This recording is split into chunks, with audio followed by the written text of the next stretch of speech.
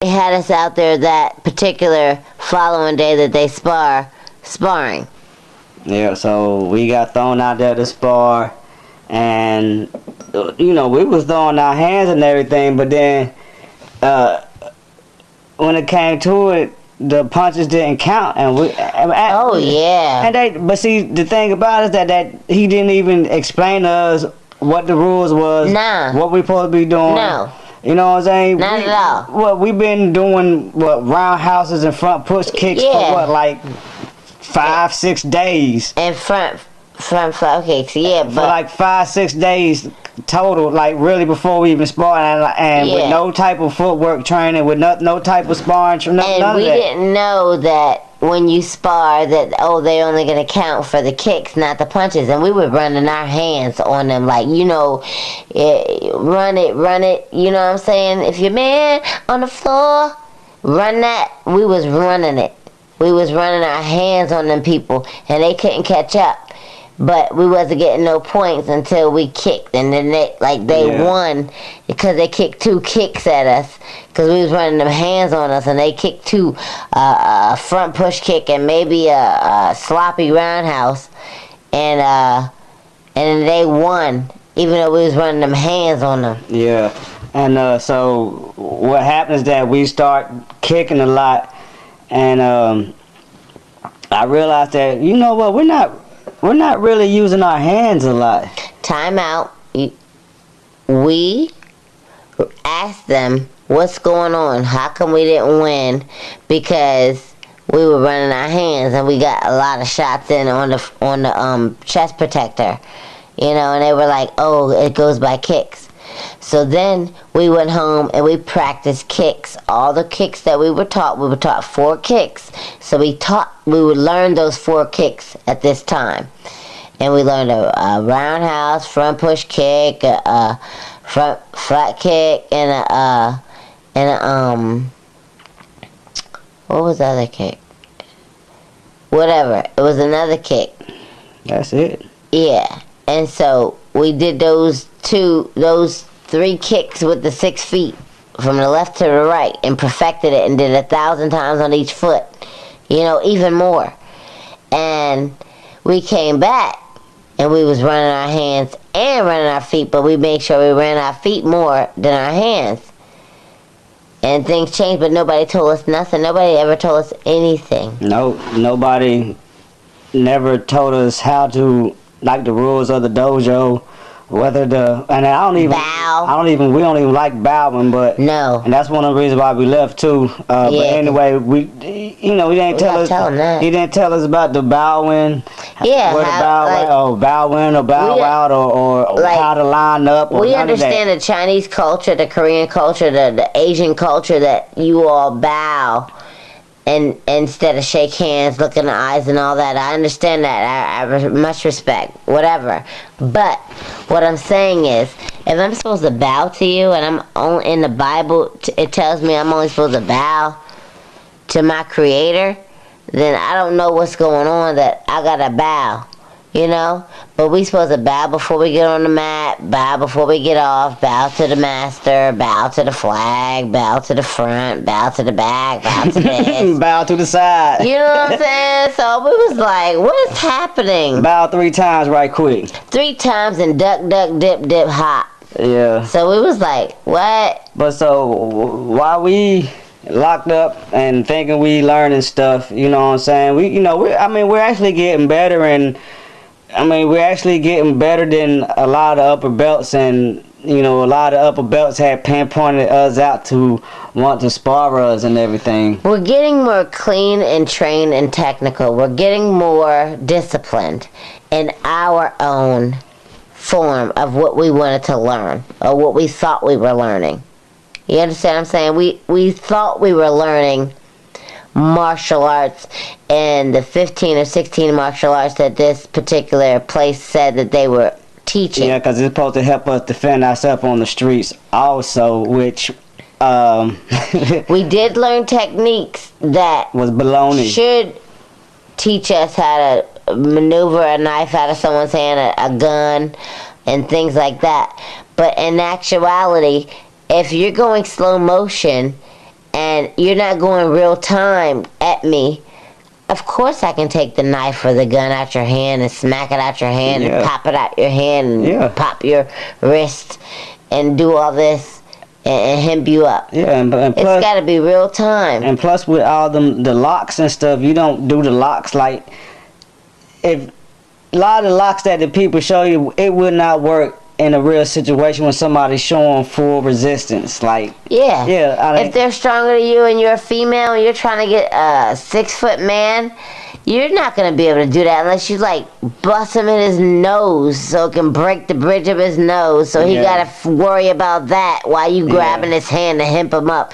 You're not going to be able to just grab his hand and twist his wrist. The magnitude of his strength, just being a big 6-foot 300-pound man, or 6'4", 300-pound man, is not going to allow you to twist his wrist around to do that. Stop it. Nobody's going to allow you to do that when you're a woman. It's bullshit-o.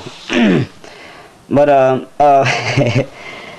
unless the proper force and the proper technique is submitted. The dude was nice and everything, and the sensei and everything, and you know, but they were kind. But the motive behind their heart, the teachings was wrong. Was business. Yeah, and it was straight business. No, the teachings wasn't wrong. The business. No, the teachings was wrong because they never. He switched up the teachings, but he was about business initially. Ultimately. The dude was about business, and hey, I don't blame you. Everybody's got to make their money, and I feel that. And I don't mind that. I don't mind that, but don't play me. Not when we trying to be for real. When I'm trying to be for real, and I come to you wholeheartedly before I even submit myself to your teachings, and asking you to be for real with me, and wholehearted with me, so I can truly have allegiance to your particular place. We told him we ain't want to be no BS black belts and stuff. We ain't want to be no bullshito artists. We wanted to be for real. We wanted to really understand and know the art that we were learning, so that we can protect ourselves. Protect my husband and he protect me. But ultimately, at the end of things, I mean, where we was at Red Bus. We shouldn't have even been there. Well, we're skipping around. There's a lot more that we gotta tell them. But we shouldn't have been there. Where we ended up, we shouldn't have been. And I can appreciate what you think our skill level was because of how much we put into it and how much we trained at home ourselves. Because they did push us to train. But they did not require any discipline or anything like any of the statutes and the standards that they stood on in their dojo. They did not require that from everyone, the children especially. Oh my gosh. There was no discipline. It was horrible. There was no discipline. And then when we tried to discipline some children and make them do push-ups for whatever they do wrong, they looking like it's crazy, but I can't deal with that because I'm not with no children not having no discipline, especially when I'm paying money to learn something. And they got us watching, they got us looking over the kids, and we still trying to learn. And I feel that even if I get a discount because I'm good and I learn or whatever, but if there's not going to be any discipline or any control over the children that are going to be in there, no one gets to learn. Because you take 5 to 10 minutes of the time that you're teaching these people and children and adults, and you take it away from them by trying to deal with this child and not really dealing with them. You're just exposing them and embarrassing them and not really disciplining them. Like the kids. And that's retarded. That's dumb. Like the kids. That's dumb to discipline a child fakely.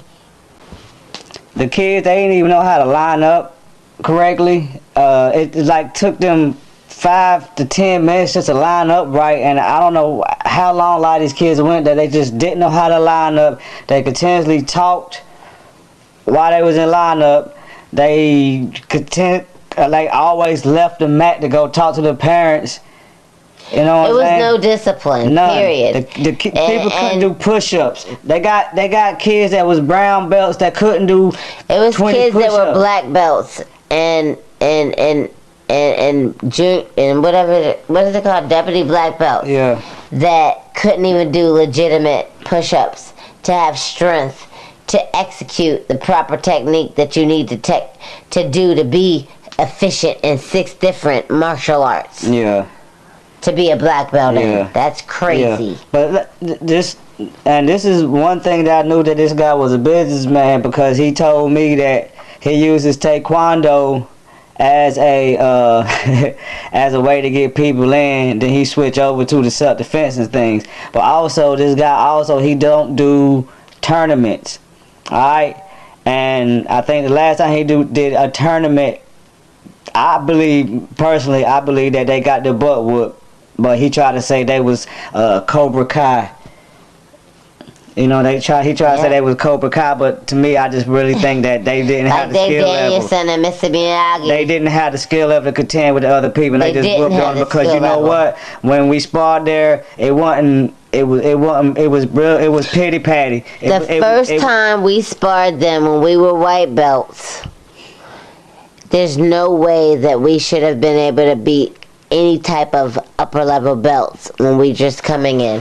I don't care if we just had hands and you were afraid. You should know some type of technique from learning from this particular establishment for years and not be able to know how to defend yourself against someone coming off the street that has no skill or technique in this particular martial art that you're learning and you know for years.